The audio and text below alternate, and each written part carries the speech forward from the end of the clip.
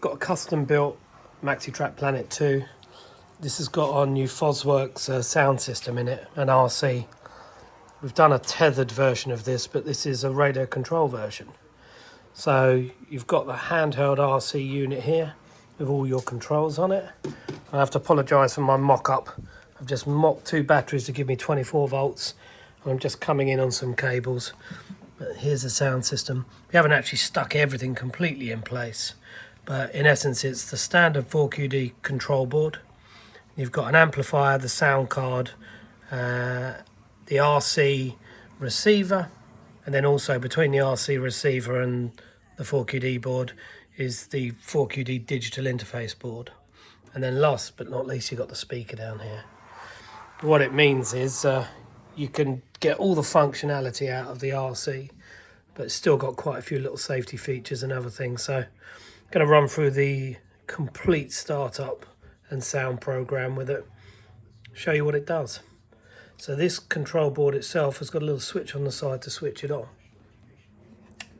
If you switch it on and it's not in the center, it'll beep at you and flash at you.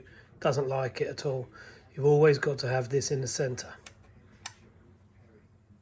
That's because the center on this potentiometer is the off position. So you turn it clockwise to go forward, and you turn it anti-clockwise to go backwards. I'll power this system up. Usually you'd have the batteries under the bonnet. This is a bit of a custom job, so it hasn't got the same switch panel as normal. Everything's actually going to be mounted under the bonnet, and it's going to have 2 smaller batteries in this one. It's going to be used for shunting in a garden. Usually you'd have 2 large batteries in here with your main switch in the center of them, and as you switch that on, you'll see the little light come on the sound card. See the little light down there? There we go. So actually, you don't have to have the sound on to get the horns. The first thing I do, just check that the horns are working. Lo and behold, they're not. I think I've got the wrong setting on. So, switch that over. Yep. There's the horn. So this has got a set of buttons all the way around the outside of this controller that gives you your different functions. So you've got function 1, 2, 3 and 4. And then this little switch here pops you onto the green functions, 5, 6, 7 and 8. Then onto the red functions, 9, 10, 11 and 12. There's quite a few different functions on this controller, but we'll only go through a few of them now. The most important ones anyway. So you already had the horn, so when that's over on the black, you've got function 1 for your high, function 2 for your low high. When we actually want to switch the sound system on, we press and hold. This is actually over on the reds. This is function 11. Hold this for about 3 to 4 seconds. 1, 2, 3. And here's your startup sequence.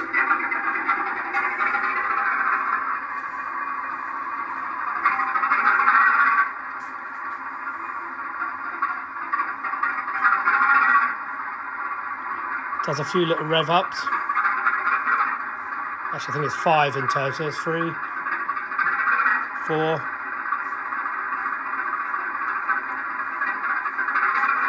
5. So after it's done all of those revs, the revs settle down. Now it's ready to use. So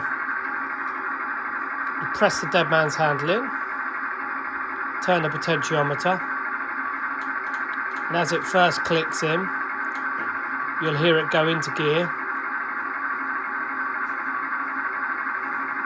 and then the air brakes come off.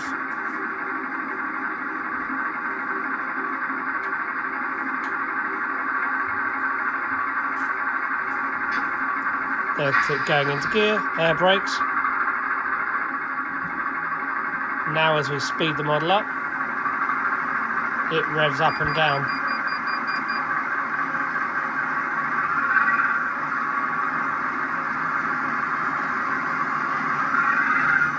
Can't see the wheels very well from this angle. I'll just move around.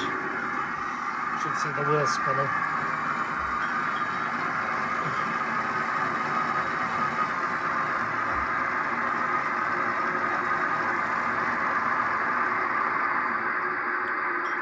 You should hear the air brakes. When the air brakes are on, so you can let go of the dead man's handle, it's just sitting there stationary. Still got your functionality.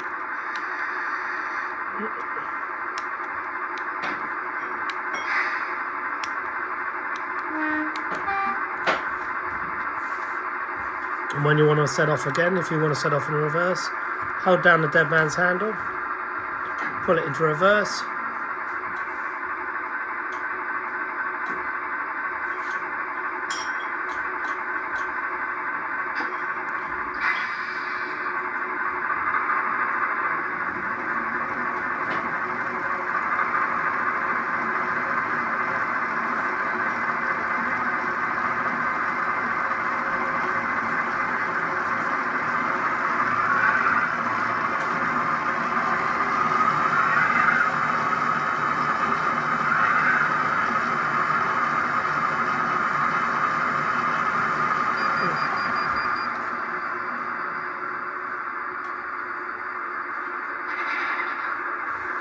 So because it's got a dead man's handle, there is a potential for people to just hold the dead man's handle in with a piece of tape.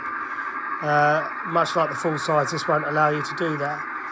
So if you've been holding the dead man's handle on and running the model for about 30 seconds,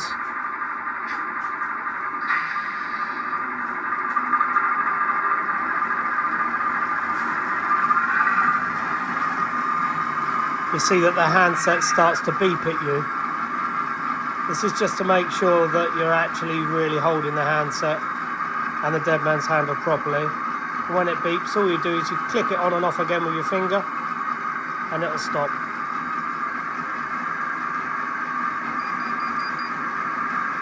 And you carry on. The dead man does have a bit of a delay to it because of that function. So if you let go of the dead man's, beep, beep, beep, beep, and into a braking sequence it goes.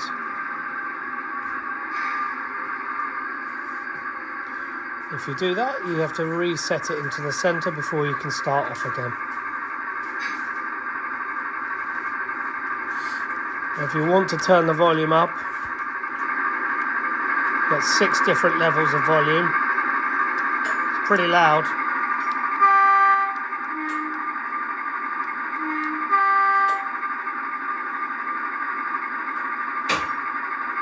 Off we go again.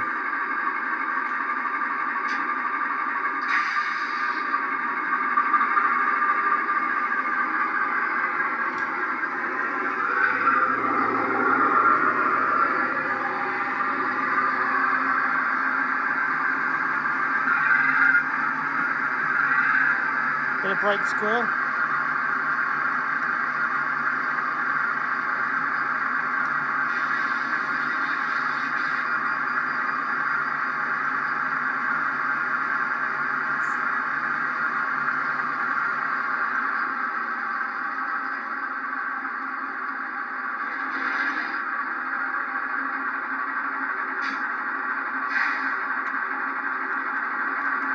Turn the volume down. It's a bit deafening when you're inside the building. It's amazing how quiet it is outside though when you're away, when it's away from you.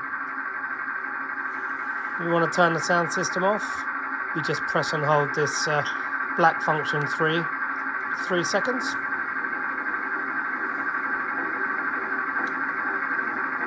That'll run through the shutdown sequence.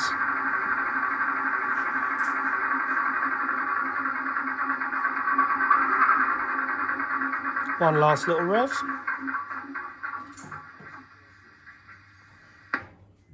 And there you go. Nice thing is, once you've got the sound system off, if you don't want it, you've still got your horn and all the other functions. So if you're driving, turn that up a bit.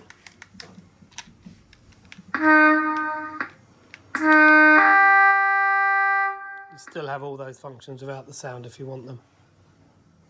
And that's pretty much it. If the batteries were to switch off or it goes out of range while it's moving, it just comes to a halt, puts it into a braking sequence. The same with the dead man's, gives you that second or so delay, then it starts flashing at you and beeping at you to say, hey, you've let go of the dead man's, and then the whole thing comes to a kind of sensible halt. There you go.